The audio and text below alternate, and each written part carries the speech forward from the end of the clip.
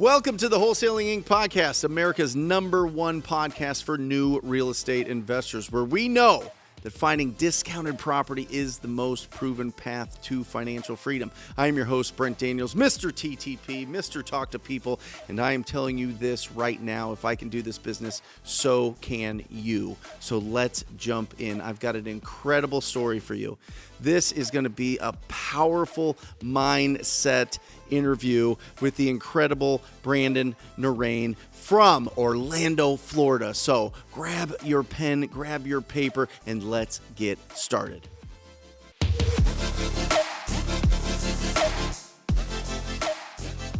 From Orlando, Florida, Brandon Narrain, how are you? I'm good, brother. Thank you for having me, man. Welcome to the Wholesaling Inc. podcast. You have been in real estate since 2017. Yes. And before that, sweeping floors. Sweeping floors. Cutting hair. Cutting hair, man. I mean, you got to start somewhere. Right. Yeah. So that's kind of where it all transpired. Going to school, I wasn't the best. Obviously, I just did the bare minimum. And I was raised by, my mom and grandma, single mom. Shared a bedroom with my grandmother to the age of 16, originally from Queens, New York, and then we moved to Orlando, Florida. So, sweeping the barbershop floor was my first job, and I loved it a lot. So you're living in a bedroom with your grandma. It's kind of weird. Big dreams, though. Great big dreams. I mean, it was funny because... So where does that come from? I mean, it was funny because you'd walk into my room and half the wall would be like LeBron and like my stuff. And the other half would just be like religious stuff, right? Sure. But essentially, it's a nice mix. Yeah, it's a nice mix. You get the best of both worlds. But yeah, the big dreams honestly just came from just wanting to be the man of the house. I seen my grandmother work, at hotels for like at that point in time, probably 15, 20 years. Mm-hmm. And my mom had me young at 21. So, she was always working multiple jobs. And I would look around and say, if it ain't me, then who? Right? Who's going to be able to go ahead and take this to the next level? So that was always my aspiration, to go ahead and just do something better. And unfortunately, a lot of the times you look at things and it's like, well, the military. So I tried the military. They didn't take me. I was obviously a little bit too small and stuff like that, whatever the case may be. And then after that. What do you mean too small? Well, at that point in time, they're like, hey, you got to get a little bigger. And like when they put it on me, the what is the uniform? It didn't fit me all the way. So like, hey, listen. What, you weighed like 100 pounds or something? I don't even know how much I weighed. But in all reality, it just didn't work out for me. Right. And I'm grateful that it didn't at that time. But I tried the military. And, at that point in time, I was like, I don't really want to go to college. College just isn't my thing, because obviously high school wasn't my thing. Middle school wasn't my thing. And I said, you know what? Something I like to do is to always get haircuts. I like to look clean. So I said, you know what? Let me go to my local barbershop and see if they would teach me how to cut hair. And thankfully they did. Yeah. Yeah. So I was just sweeping, cutting, and I'd do that on the weekends until I learned how to actually cut hair. I was messing a lot of people up at the time, but I got better over time. Sure. Well, it's like real estate, right? I mean, the first couple deals that you do are a little bit shaky. Yeah. You don't put in all the right things into the agreement oftentimes, but you figure it out, right? 100%. And every time you do a deal, you get better and better and better, and you've now done a few hundred deals. Yes, sir. Yes, sir, which I'm really grateful for. So how do you go, what put you on this path? Yeah, so I ended up obviously being at the barbershop for a while, and unfortunately I looked at a couple of things. In the barbershop, for those barbers out there, you guys know, for you to make more money, you have to either cut more heads, you have to spend more time, right? Or number 3, you have to become the owner of the barbershop. Mm-hmm. And unfortunately, it's kind of hard to charge more if your competition's right next to you. As well, staying more time there, you're spending less time away from my mom, my grandma, my family. And then I saw that all the barbershop owners were still cutting hair as well. So I quickly realized, you know what, maybe this isn't the best place for me to be. Mm-hmm. A lot of the times, too, when I went to try to buy a car, I obviously didn't know too much about taxes. It's a cash business. So I was like, you know what, maybe I need to go ahead and start something new. And that's where, that whole go to college, get married, retire, die thing. I said, I'm going to try college out, right? So I started to transport patients voluntarily at my local hospital. They hired me after 4 months, and I was making $9.50 an hour. I was ecstatic because of the benefits, right? Sure. And anyways, thereafter, a couple years as well, I was going to college, cutting hair on the weekends, and working at the hospital. Another epiphany happened. I had paid time off, and they were like, hey, Brandon, you have to take your paid time off. And I'm like, okay.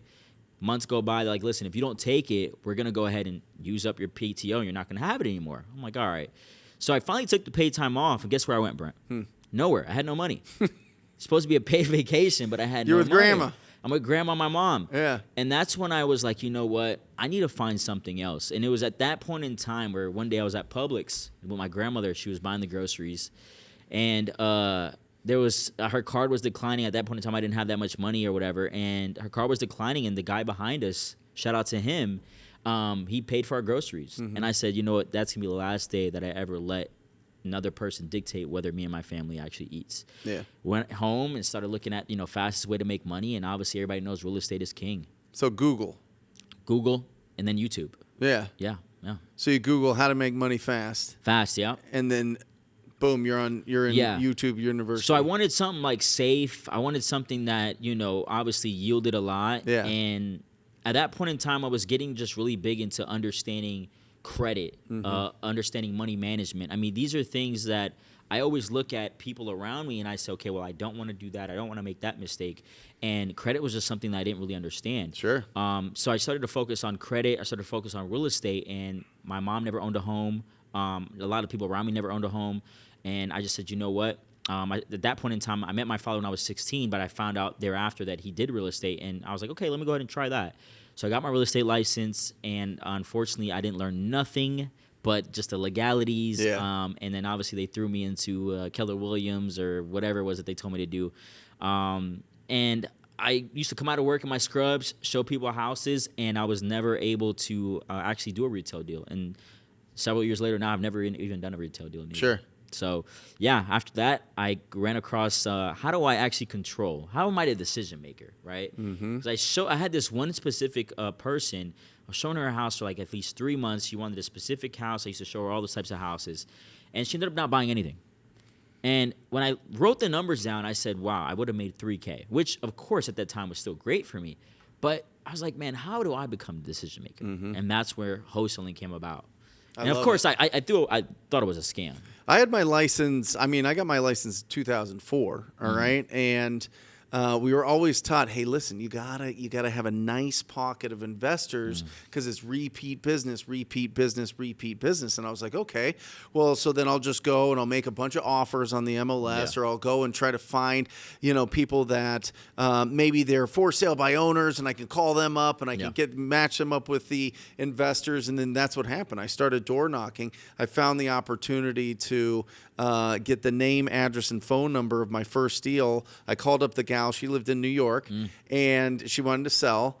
Put my investor together with this gal that wanted to sell, and I'm thinking I'm rich. I'm getting 3%. This isn't even on the market. Yeah. This is Slam a cheat dunk. code. This is incredible. I could do this over and over and over. Yeah. And then he doesn't buy it. He doesn't buy it because he assigned it. And down at the bottom of the settlement statement has $30,000 an assignment fee to him, and I have no idea what that means. 100%. I had no idea what that means. 100%. I mean, a lot of people are, hey, is the seller going to be bothered by what we make and all these other things? It's on the buyer's side, and it has nothing to do with the seller. They have no idea what an assignment fee is. Yeah. And so I didn't even know it was, and I had been in the business for like 8 years, and so. It took me 3 deals, Brandon. 3 deals of $92,000 given to my investor until I realized, wait, I can control this. 100%. Like what you were saying, I can control this transaction. I can be the buyer. Yeah, and that's what I love about it. It clicked. It clicked. Yeah, and that was the great thing about it. I mean, it took me a little bit to understand the concept of, when it comes down to real estate wholesaling, the reason why you're able to do it is because you're not representing anybody, right? You are the buyer or you are the seller, right? And then what you're birthing once you sign that contract is equitable interest, and you can go ahead and assign, right, or sell that interest by assigning it. So, I mean, the greatest thing about that, and that's one of the greatest perks that I do love to tell people, is that when I became a realtor, it did give me an advantage of understanding real estate wholesaling and investing a little bit better. Yeah. Because at that point in time, like I said, I had never owned a home. I didn't know people around me that owned a home, and I didn't know much about real estate. So the fact that I knew my contract was really well for me. It's huge. And that's how I was able to go ahead and get started and have that confidence. But you thought it was a scam. Thought it was 100% scam because in my eyes, I'm like, well, how can I sell something that I don't own? Right. But that's where that comes in, you know, and I love to literally talk about it that way. It's just two different clauses. One that says, hey, listen, I can back out if I don't like this property, which is your inspection period. Yep. And the other one is, hey, I can sell my interest, which is what I have in this legally binding contract, and make thousands and thousands of dollars. So break that down to everybody that is just listening to this and they're getting into this and they don't really understand, because the paperwork side is like a mystery. It was for me. I remember filling out my first purchase agreement and my hands are sweaty and I'm kind of shaking a little bit, and I was like looking for help and nobody was around, and I was like, oh, I don't want to screw this up. This is a legal document, right? 100%. So the two clauses that you're talking about that go into a purchase agreement are, the first one is you have a certain period of time that you can see if somebody wants to buy the rights to purchase to buy this contract. Exactly. Yeah. So essentially, what happens is you find a distressed property, right? And more so what you do is you find somebody that has distressed property that is in a bind, or maybe in a situation where you may want to go ahead and give them, a better solution than what they think they may have already, right? Right. You go ahead and negotiate for a deep discount. At that point in time, what you do is you have a purchase and sale agreement. It's the same contract that you can use with your state, maybe even the same one that you bought your current home with, or maybe your aunt bought their home with, right? And in there, what it states is that you can essentially have what's called an inspection period. And the inspection period is basically a time for your contractors, or maybe your GC, or maybe even you or your realtor, to go in there and look at this property to make sure it doesn't have a mold or have anything like that, right? Because obviously you're buying a big asset. Yep. But what we do as wholesalers is that we actually go in there, and instead of actually going to the property, we take this time to find somebody that will buy the rights to that contract. That's because right. Once me and the seller sign this contract, we have now what's called a legally binding contract, where we now are, it's like what I like to call, we're engaged to do business. We're promised to do business. Now, doesn't mean we're married yet, but we're just basically in this agreement to do some business. But can they get engaged to other people at that same exact time? Well, no, because we are basically signed with this contract, right? So that's why I like to say that. So you have exclusive rights to purchase that property. Exactly. Now, I sell my exclusive rights because of the second clause called the assignment clause. Boom. So that's how I'm able to go ahead and do that. And the greatest thing about it is that most of the time, a lot of the times, the seller doesn't even know that you sold your rights to this other person. And all you're doing is kind of like a pawn shop. You're basically just going ahead and putting two people together, one for cheaper and one for less. And that's what's made me a lot of money, and it's the best business that I've ever gone into. And I tell people this all the time, right, Brent? The best business to start is the business you don't know. Yeah. And I wish I would have known about real estate wholesaling earlier, because it's changed my life, my students' life, and obviously my family, and I'm pretty sure yours as well. Everything. Yeah. It's changed everything. Everything. So I'm really excited about just the future of it and what it's allowed me to do. Now, obviously, it has some cons that I made some mistakes on, but besides that, I loved it because at that point in time, I knew that what I wanted in life was obtainable. Yeah. I knew that I could retire my mom. Obviously, I'm a single child, so I knew that I could actually do that. I knew that I could, buy the house that I wanted to buy. I knew that I could drive the car that I wanted to drive. I knew that I can do all these things, because when you're making $9.50 an hour, and when you take PTO and you have nowhere to go and you're working multiple jobs, you see, America wants you to think that saving your way to wealth is actually realistic. Right. And it's not. No. You can't. Life is going to Well, that's how the bank system works. 100%. So put it in the bank, let the banks lend it out, and they make the money. Yeah, and that's why you want to be the bank. 100%. and that's why they say, if you want to put some real valuable information, you got to put it in a book. Yeah. And we all talk about Rich Dad, Poor Dad, but one of my favorite books was Outwitting the Devil. And I like to read it at least one time a year because it's such a great mindset book. And one of the things that we talk about, right, on Outwitting the Devil, Napoleon Hill talks about, is how even from when you start in the school system, how they indoctrinate you to be an employee. Yeah. If you think about it, a lot of the times you go to school for so long, even after high school, to go to college and learn, but you still have to do on-the-job training. You still have to do clinicals. You still have to do all these other things. Yeah. Right? And why is that? Because what they've done is that they've indoctrinated you to be a reputable, credible person that's going to show up. That's right. And even as a business owner, I understand that now. I'd rather hire somebody that knows how to pay attention and follow directions, because I could teach you everything about real estate. Sure. And I started to understand this big question. I want to ask you, what car do you drive? It is a Yukon Denali Ultimate. There you go. When you bought it off the lot, could you leave without car insurance? No. No. You can't live but without when you car were insurance. born, they let you leave the hospital without life insurance. Sure. Why is that? Why do you think that is? Why? Well, first they expect you to live a long time, so that would be a bad investment for them. Yeah. But it also goes to show that at the end of the day, nobody's coming to save us. Oh, no. Nobody's coming to save us. No. Right? And in all reality, We're out here by ourselves. We're out here by ourselves. I bank with Navy Federal. Shout out to Navy Federal. But I went and got credit cards, personal, $25K each card they gave me. I went ahead and got a business credit card, $10K. So entrepreneurship is not something that America likes. It's not something that they push. It's not something that they endorse. And they keep us watching the dumb box. And what I mean by the dumb box is Netflix, sports. I see a lot of times, and even that was myself when I was at my job, I used to watch sports and bet on other people, but I decided to bet on myself. Yeah, it's entertainment. 100%. I mean, listen, the attention that sports get, it's all entertainment, and because so many people gravitate towards watch it, people can run ads. Yeah. For business. That's how that all gets paid. Yeah. You know what I mean? 100%. And so, I love where you're going with this. Yeah. I love where you're going with this because, listen, the fact is there's a saying that idle hands do the devil's work. And so people need to have something to do during the day or it would be complete anarchy. So jobs for most people, listen, if you're a government, if you're a society, you want people doing stuff. Yeah. You do. Yeah. There's just going to be outliers like everybody listening to this and watching this and you and me and where we want to be able to be like the first person character in this game. You know what I mean? We want to be able to have control of the time that we have left on this. And we don't want to be we want to be able to provide more value than a 9-to-5 job will allow us to provide.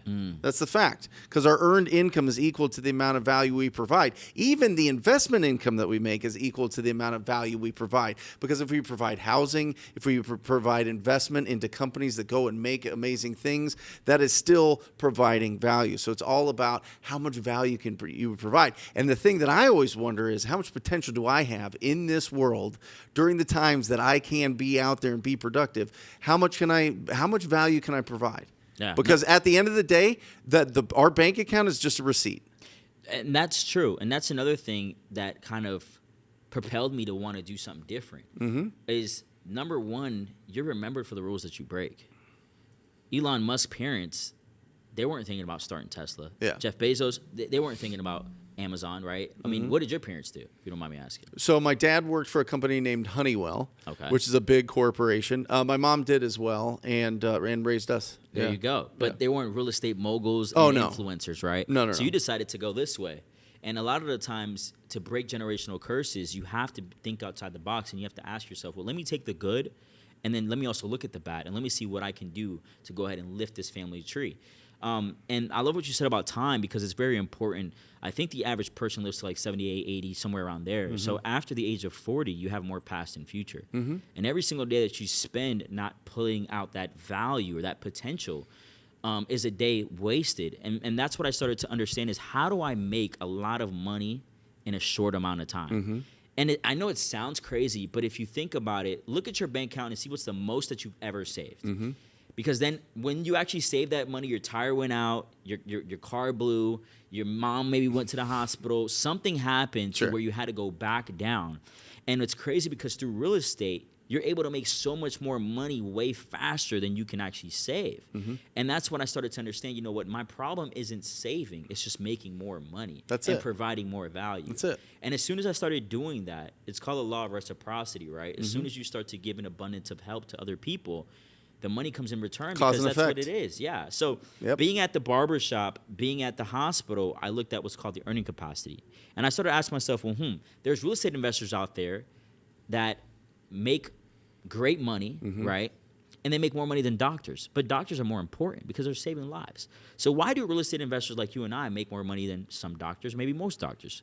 Well, it's the reason that we have an unlimited earning capacity because the doctor is only getting paid salary if they're working at an office or if they own their own practice, getting paid by insurance. With us, we can close a multifamily deal and make $1 million, or we can close a deal and make $5,000. Yep. But it's all based on how much potential and value we can add. And that's what I love about what we do, and specifically because there's no limit to our capacity of making money. Well, and that's it. I mean, that's in the laws of the book of the Go-Giver. It's how much value can you provide?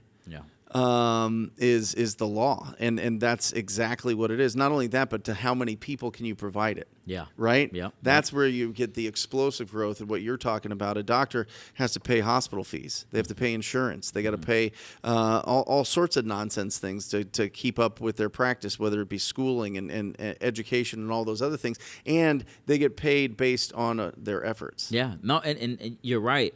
And that's another We thing. get paid based on our systems. Because the fact is, the people that own the hospital, they're the one with that making the big bank. 100%, and that's what I start to understand going into that piece was like, man, how do I become that potential value provider to people, right? And how do I write my own checks? Because it's crazy to me how it doesn't matter whether you work good, bad, mediocre, you're still going to get paid twice a week, right? And if they'll go ahead and replace you. And if you're doing okay, well, if your mom is sick or something's going on, you still got to ask for time off.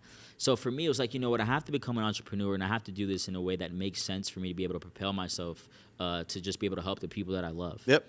So how'd you get proof of concept? Man, proof of concept. So it was crazy. So my first deal, I don't call it my first deal because what I ended up doing is that I ended up learning how to go ahead and do wholesaling real estate. I had analysis paralysis, right? It's always that, hey, Brent, I know it works for you, but can it work for me? Right. And that's always the hardest thing to overcome because you're working in corporate America, you're having these great jobs with great benefits, and then you tell yourself, well, I only have 20 more years until I retire, right? What about dental insurance? What about health insurance? So you stay in these jobs because of that. Well, for me, it was like, you know what? Let me just go ahead and throw myself out there and let me just do the 1%. Every single day, let me try to do something. So what I used to do is I used to go ahead and go to Office Depot. I used to get the thick paper, the postcard paper, come back home. I used to print it out, go back to Office Depot, and then I'd have it cut. And I would mail out what's called mailers. I mean, these are just blind postcards. These were basically postcards that would just say minimal stuff, and I would mail them to only tax delinquent and code violations. Yeah. Because it looked like it was already come from the city. And what I did wrong was that I met a real estate investor, and my first deal, I actually said, you know what, you go ahead and get it under contract, right? Because I was, once again, scared. I had a scarcity mindset. I was like, well, what if my inspection period doesn't work? What if I fill it out wrong? And essentially what ended up happening was that I closed the deal, but it took him 2 months for him to go ahead and pay me a $10K assignment fee. So then thereafter, I studied my contract back and forth and said, you know what, the next time I'm not going to go ahead and do that. So my first true deal came, once again, from direct mail, 115 Bob Thomas Circle. And I remember I had an Infiniti G35.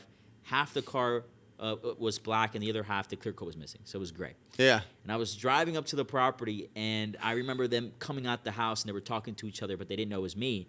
And I quickly just skirted out, did a U-turn, and I parked with the good side so that they can think I really was going to buy this house. Sure. I believe that the house is like $80,000. In my bank account, I have like maybe $800. Yeah. And I'm over there, dressed up like a realtor and just over here just hoping that they go ahead and get this thing signed. So I was able to go ahead and do that. It was a $10K assignment. I had somebody help me out. They found a buyer, and I paid them $1,500. So I ended up coming away with $8,500. Awesome. How'd that feel? It just felt, number one, at that point in time, it was February, I think, 18th or 19th, and my lady's birthday was February 16th. So I was like, man, I need some money to obviously... Valentine's Day and birthday? Yeah, she's right there. So I was like, damn. So I need some money. But number two, I was like, okay, I love this. But immediately what I thought was, how do I do it again? Mm-hmm. And then how do I do it again and again and again?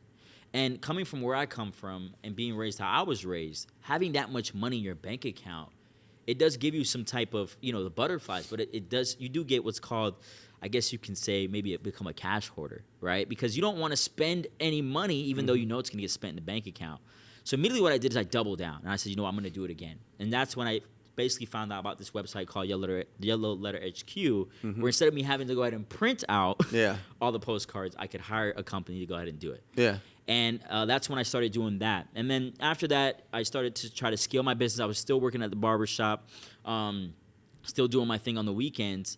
And what I started to do is I started to realize, okay, listen, how do I maximize my money? Because it was getting pretty expensive sending out postcards. So what I started to do is I started to basically think about what are ways or how are better ways, instead of me having to go to the county, print out the website, and do all this stuff, how are better ways for me to go ahead and start getting leads? And at that point in time, I lived in an apartment complex, and I got really close to my mailman. From one day to the next, I don't know what happened. He changed routes. I don't know if he quit or whatever. And I was like, damn, I should have used my mailman. So one day I'm sitting in my room coming out of work, and I'm like, you know what? I'm going to write a sticky note, put it in my mailbox, because I didn't know the new mailman. And I said, you know what? Let me go ahead and see if they'll work with me. And what a lot of people don't know is that the mailman or mail lady that works for USPS, they actually already drive around your neighborhoods, right?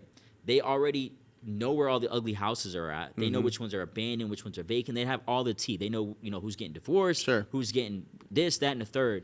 And from then on, man, I started just recruiting a whole bunch of mailmen and mail ladies to just go ahead and give me distressed properties. So I didn't have to go to the county. Yeah. And I was getting them firsthand right then and there. And then mailing them? No. Yeah. So then I would go ahead and so that's when TLO back in the day, right? You can skip trace for like 17 cents is where you can get their phone numbers. So I'd get the addresses, and then I would go ahead and skip trace them and try to call them. Sometimes I would door knock. Sometimes I would print out a paper and put like a municipal letter. It looked like a municipal letter from the county. Yeah. And that's how I started getting more and more deals. I'm telling you, once you go from faith to fact, your brain changes. I love that. Right? I love that. Well, that's what as entrepreneurs, that's all we start with. Yeah. The faith that we're going to be able to do this thing. And then, we get some encouragement, we get some support, and then we get our first deal. And then all of a sudden, it's real. It's tangible. Yeah. Out of thin air, somebody called you on a postcard that you made out of cardstock from whatever, like Office Max or something, or Staples, and now you made $8,500, $10,000 total. Yeah, it's great. It's great. Happens every single second of every single minute of every single day. People are finding opportunities. Yeah, opportunities. And that's why I love the business, because of the 3Ds, right? Death, disaster, and distress. And that's why with this loophole, there's always going to be people, unfortunately, that are going to be going through something where you can obviously give them a solution to help them. Well, 6 to 10%. I mean, the U.S. Census, 6 to 10% of the residential real estate market is in distress at all times. And there's 143 million residential properties. So we have between 10 and 14 million opportunities every single year at all times. That's why people go, oh, there's too many people. It's too saturated. My market's this, that, or whatever. It's impossible. Yeah. It's impossible. The day that we drive around and there's no ugly houses and it's just a utopia here everywhere, right? Yeah. Is the day that we're out of business. No, 100%. And it's never going to happen. I don't think that ever will come. Nope. And one of the greatest things that helped me in my market was, there's this 70% rule out there, right, that a lot of people abide by. Yeah. I'm pretty sure you've heard of it. Yeah. But what I ended up doing, and I think this is the number one reason why a lot of newbie wholesalers, they always come to me. I'm pretty sure they come to you, and what do they say? They say, hey, listen, Brandon, I have a deal, but I can't find a buyer. And that's the thing, is because somebody's willing to pay for something, right? Something's only worth what somebody's willing to pay for. Yep. And that means that you don't have a deal because it's just not worth what you're trying to sell it for. Correct. So what I ended up doing is doing a lot of market research. And market research is essentially where you go into a market and you understand the demographic, you understand the median sales price, and you go back and then you basically cross-reference that with your avatar. And to me, of course, you have to have a house to wholesale, but the most important person is a buyer, because they pay for the title company, they pay you, and they pay the seller. So I went back and I figured out that most of my buyers were actually willing to go ahead and gross 18% on their flips versus 20%. Sure. So I was able to go ahead and offer more money to my sellers and outbeat my competition. Bro, we were at in 2021, 2022, we were at 87% minus repairs. Wow. Right? Yeah. And that's because of other demand. people were watching YouTube. Exactly. They didn't have, rules, they were going 70%, and they were offering way Too lower. much. Yeah. 17% lower on $400,000 houses. Yeah, I crazy. mean, so they were coming in way lower. We were able to get sellers more money for their property and get the properties for the only reason it was because of that is because appreciation was going bananas, Crazy, right? crazy. So it was like 30% here in Phoenix. But demand too, right? Because that's where it was, they're hand in hand. Yeah, it was a seller's market, Yep. So that was the first thing that propelled me to understand the different demographics in the different areas. I started to wholesale in specific zip codes, and I started to target different types of lists. I'll put it to you this way. We went to Las Vegas, and, we were doing the texting. We were doing the unknown list. You remember the golden addresses with the unknown list, right? Yep. And the craziest thing is that we got no deals. We did market research. We figured out the demographic there is a little bit older. And instead of texting, they're obviously not going to text back. So guess what we did? Cold calling and postcards. Yep. And instead of pulling an unknown list, we pulled the elderly list, snowbirds, right? We pulled a Thai landlords list. So a lot of the times with newbie wholesalers, you have to do your market research, because most of the times you may be in a pond that has no fish, or maybe you're just not putting the right bait in that market. The second thing that I did that helped me to scale my business was that I loved code violations. The code violations list, you can't really Explain what that is to anybody so that's... a code violation basically is where the city is violating you for not keeping the property up to par. Yeah. It can be where maybe you have an abandoned car up front. It can be that your fence is broken. It can be that, a window's broken. It can be that the property's condemned where it's no longer habitable. And what they're doing is that they're wanting for you to just basically make it a beautiful house again. Yep. They want to bring other people around. They want other people in the neighborhood to buy houses. And your ugly house, unfortunately, just isn't helping that neighborhood. So I started to go ahead and market to code violations, because a lot of my competitors were taking the easy way out. They're going to these websites and all these other things, but code violations, you can't get it on any of these websites besides your county or your city, unless you know a website where you can buy this. Realsupermarket.com. Oh, okay, there you go. Yeah. So now we know. We learned something over here, right? So, but the end of the day, right? But the best is from the county by far. 100%. There's always going to be a delay. There's always going to be a little bit of wiggliness with that list that you buy from a big list provider. But realsupermarket.com does a really good job. But going directly to your city, county, whatever, whoever's doing it, and we do it by city here in our county. It's the best. Yeah. So, and a lot of times it's online. Yeah, 100%. So if you ever driving about and you see like an ugly house that has maybe an abandoned car, like I said, or maybe the roof or whatever the case may be, a sign on the door, it could be getting violated by the city. Sure. And my first encounter with a code violation deal ended up being where the homeowner didn't know anything about the house. They inherited it like 10 years ago and it was vacant. He hasn't even seen it. He lived in another state. He was what's called an absentee owner, and it had $100,000 in code violations. Well, he said, hey, listen, man, there's nothing we can really do here. In all honesty, if you want to buy it, you can buy it. And I was like, damn, okay. I went down to the city and I talked with them about this property. And they said, well, listen, Brandon, if you are interested in buying it, if you bring it back up to code, we have what's called lien amnesty, where we will wipe out 98 to 99%. And all you have to do is pay for the accrued or hard cost of having our people come out there for the last 10 years. Yeah. And the funny thing was that it was a cap, and the cap was, I believe, like maybe $3,000, or it was it could be less based on what their accrued cost was. Yep.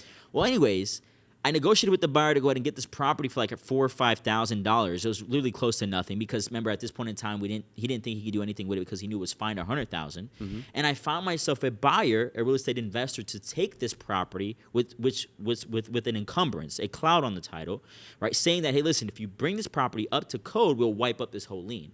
So I was able to make $40,000 on an opportunity that other people didn't know about. Let's ring this bell. Come on. Let's go.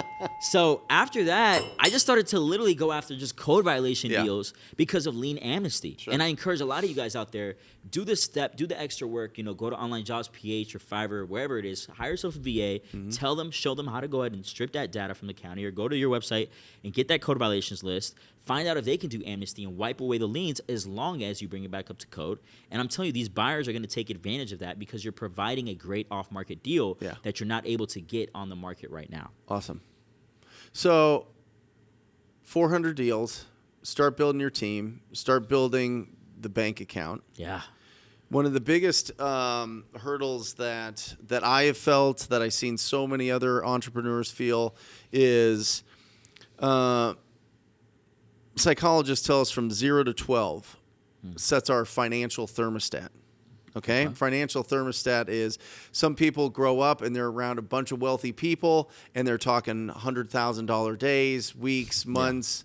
You know what I mean? Yeah. There's other people that are, money is evil. Rich people are evil. It's obviously taken advantage. There's everything in between. It's a real difference. When you were growing up, were you guys around anybody that had great wealth, that was doing great things? So with your financial thermostat, how do you feel? How do you get past that? How do you elevate so that you're constantly actually taking the money home and buying assets? Because we can make money. Yeah. That's the interesting thing about really motivated, batteries come included, fire in your belly, electricity coming out of your fingertips type of entrepreneurs. Yes. We're going to go out and we'll run through walls to make money. To make that money. Yeah. keeping the money and growing the money is the curse of most entrepreneurs because of the financial thermostat. So what do you do, and how has it been?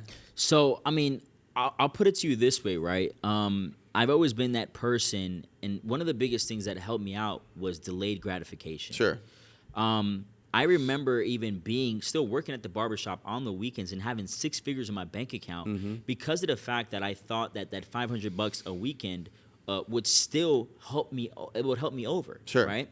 And a lot of the times, your past traumas will hold you back. That city that you live in will hold you back. Those friends and sometimes even family members will hold you back. Right? Because they've never been there before. Because entrepreneurship is like looking through a telescope. I may say, man, do you see that, that thing out there? Do you see that rock out there? And I might show it to Brent, and Brent says, I don't see it. But that's because God gave you that vision. So for me, you have to understand what mindset is. And mindset, right, if you break it down, is set mind. And you're indoctrinated, and your mind is set from young from your parents, right? I was born Catholic. I'm still Catholic, and I'm a proud Catholic. But if you think about it, if my parents were Muslim, I might have turned out Muslim as well, right? Sure. So a lot of the times, like you said, your financial thermostat is based on how your mind is set. And your automatic mind has to be manually put into, like you said, into something different. And the best way to do that is, number one, you have to surround yourself with people that you would trade a day in a life with. That's it. Right? If you're around somebody and you wouldn't want to trade a day in a life with them, then you shouldn't be around them anymore. Yep. Right? Number two is that you should always understand that you need to be a student. Even though you may be better than somebody, even though you may be doing better than somebody else, that doesn't mean you cannot learn something from them, right? Love it. I tell people all the time, what's the difference between a homeless person and a multimillionaire? And it's just decisions, right? They say that your parents dictated your history, but your mentors will dictate your future. So with that being said, you have to understand that you do have to get a rich dad, right? And what we mean rich is somebody that allows you to understand how to manage your money, how to create assets, how to go ahead and create skill sets that will pay you and help you out. And what I've also learned, Brent, right, is that at the end of the day, making money is great, right? But love, peace, lust, sadness is all temporary. What's forever is fulfillment. That's it. And for me, fulfillment is helping other people, right? And because of how I help people, I'm able to go ahead and make a lot of money. And it comes through wholesaling real estate. It comes through teaching people wholesaling real estate. And that's the greatest thing about it. So in all reality, money management has been good for me. I wouldn't say great. I wish I would have obviously Bought spent a lot some more properties. Yeah, bought more properties and spent more money on other different things. But what's the greatest thing about it is that I still have a great opportunity to still go back and make it right. Yeah. And what I wanted to touch on was that what I learned is that, in my opinion, generational wealth is not assets. It's not businesses. It's not cash. It's actually through intellectual property. Because me and Brent actually buy properties from kids that inherited homes at 50, 60 cents on the dollar. Yep. And they're actually gaining generational wealth. That parent, the average person owns a home twice in a lifetime. They spend most of their money buying that property. They pass away, and then a guy like me or Brent comes and buys it at 50 cents on the dollar because you weren't obviously investing in your mindset or in the education of real estate, right? So what I would like to do is I like to learn so much about how to be able to credit, manage my money, and do real estate, and how can I do that, right? So that's what I've been doing now because I've wholesaled first 4 years. I've wholesaled everything, So now I'm coming back and I'm keeping a lot of the properties, and I'm trying to make sure that I'm leaving this as for passive income. Because like I said, sometimes you may look at it and you say, man, $50,000 check or $500 a month. I'll take the $50,000 right now. But that's hurting you because in the long run, we don't live forever. And you're going to want to retire. Yeah. Well, I think, listen. And one more thing, what I wanted to touch on, right, is real estate. In my opinion, I don't know if you disagree with me, but the rich and wealthy, from what I've learned, they don't invest into real estate for cash flow. They invest into real estate for tax advantages and wealth preservation to keep their money there. 100%. Right? There's this whole thing that I see people, well, let me buy a duplex and I'll live on one side and rent the other side out. When you're making $300 a month, but you guess what? You're still living with your parents or your wife is still mad at you. Guys, unfortunately, that cash flow isn't going to save you. Well, the cash flow goes back into the property. 100%. 100%. So what I'm trying to say here, guys, is learn how to make a lot of money in a short amount of time. Learn to be valuable. Right? Let your earning capacity be unlimited. Then take your money put it in real estate to keep your money. But imagine, you were talking about legacy. Yes. I'm thinking about my kids. Their financial thermostat is going to be bananas. 100%. Not because, we're going crazy. I mean, we have great experiences and great vacations, and we've got a vacation home, and we've got this and that, and a nice home we live in, and all these things. But more, they're seeing, at least my young son, I have a special needs son, and my youngest son is seeing me go out every single day and answer that phone and return texts and respond and go on appointments and do these things. And it naturally, he's already picking it up. Yes. Naturally, he's picking it up. And Tom Kroll said a really awesome thing on my live show on Wednesdays on my YouTube channel. He said that wealth is external. Wealth is just external. That's what it is. Success is internal. Success is sleeping well at night. Success is being around the people that love you and you love them. Success is not having to worry about what something costs at a grocery store. You know what I mean? Yeah. And that type of thing. And I thought that was really beautiful and a really nice, succinct way to sum that up. Because, listen, there's something to be said about building great wealth and being unhappy. Yeah. And so be successful. But, I mean, and I think a lot of the times in society, at that point in time when I was transitioning, it was all mindset, right? Yep. I mean, you take off your shirt in the morning and you look at yourself. If you're unhappy, that's because of you. Yeah. If you look at your bank account and you're unhappy, that's because of you. 100%. And life is all about decisions. And I think that as long as you understand that you make the right decisions, you're going to get what you deserve. Yep. You're going to get the wealth. You're going to get the success. You're going to get whatever it is you're looking for. But many times we don't take the risk. We don't take the risk. We live in this bubble. I think that there's three different types of people, and you may disagree with me, but I'm going to go ahead and give you my opinion. The first type of person is the person that is in their bubble. They like the white picket fence. They have that nice Honda Civic. They have the 2 kids. They live their life. Their wife is good. They live their good life, and they don't worry about anybody else.